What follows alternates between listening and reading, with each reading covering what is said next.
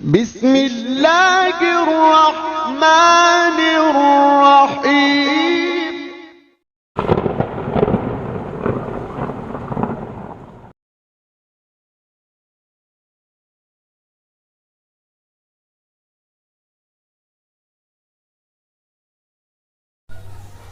السلام علیکم ورحمۃ اللہ وبرکاتہ۔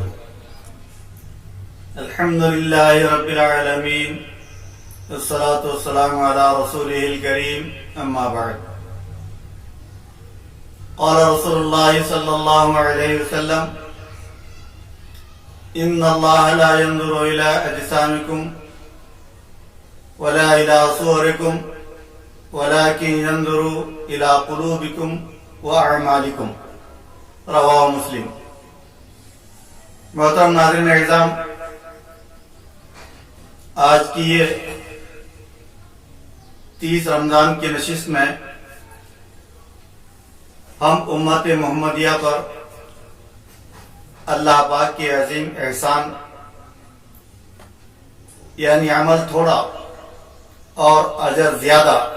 اس پر روشنی ڈالیں گے۔ عمر قلیل و اجر کثیر۔ چنانچہ بخاری کی روایت، اللہ کے نبی علیہ السلام نے ارشاد فرمایا کہ جو شخص 5 وقتہ نماز کو اس کے اوقات میں ادا کرے گا، اللہ تعالیٰ اس کو 50 نمازوں کا اجر دے گا۔ دوسری روایت جس کو امام بخاری رحمۃ اللہ علیہ نے نقل کیا کہ اللہ کے نبی علیہ السلام نے ارشاد فرمایا کہ جو کسی مسلمان کے جنازے میں ایمان و احتساب کے ساتھ شریک رہا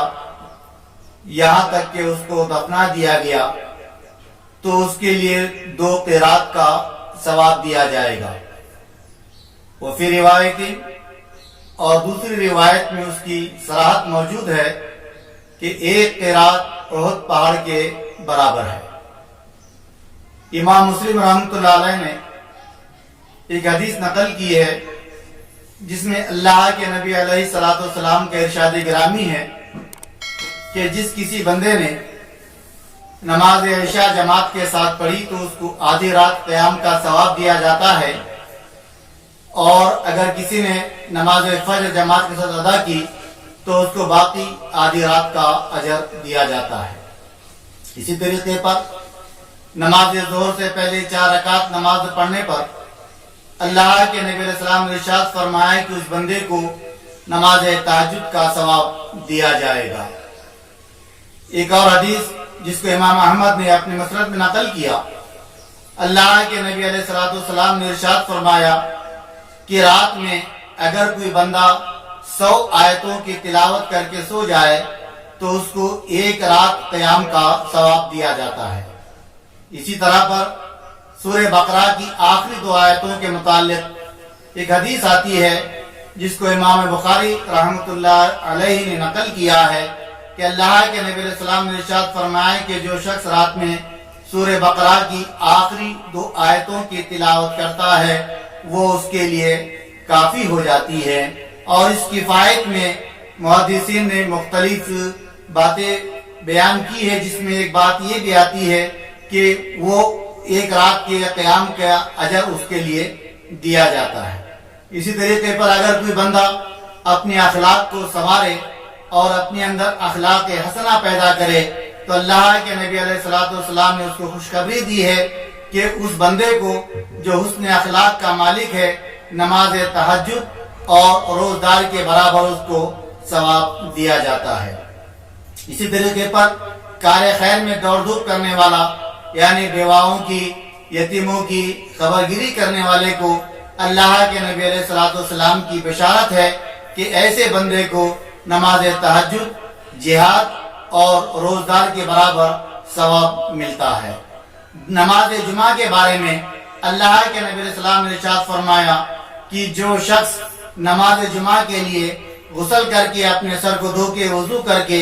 پیدل مسجد میں آتا ہے تو اس کو ہر قدم کے بدلے میں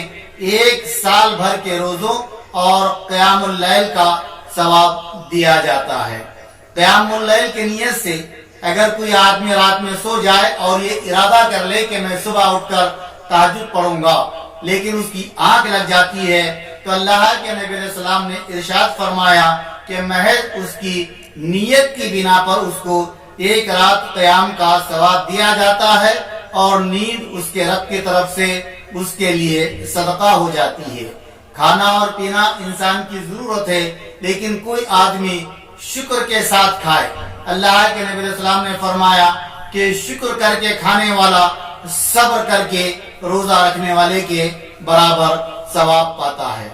نمازوں کو ان کی اوقات پر ادا کرنا یہ بہت بڑی بات ہے، جیسا کہ بخاری کی روایت ہے، اللہ کے نبی علیہ السلام نے ارشاد فرمایا کہ نمازوں کو ان کے اوقات پر ادا کرنا یہ جہاد سے زیادہ ثواب رکھتا ہے۔ خواہشات نفسانی ہر آدمی کے دل میں ابھرتی ہے، لیکن اگر کوئی آدمی ناجائز طور پر ابھرنے والی خواہشات نفسانی کو دباتا ہے اور ان پر قابو پا لیتا ہے تو اللہ کے نبی علیہ السلام نے فرمایا کہ اس کو جہاد جیسا ثواب دیا جاتا ہے۔ اور یہ دور جو کہ فتنے کا دور ہے، اللہ کے نبی علیہ السلام نے ارشاد فرمایا کہ کوئی شخص اگر فتنے کے زمانے میں نبی کے سنت پر عمل کرتا ہے تو اس کو جو ہے 50 شہیدوں کا ثواب دیا جاتا ہے۔ صحابہ نے پوچھا کہ یا رسول اللہ وہ شہداء جو ہے ان میں سے ہوں گے یا ہم میں سے؟ آپ نے فرمایا نہیں، بلکہ وہ تم میں سے ہوں گے،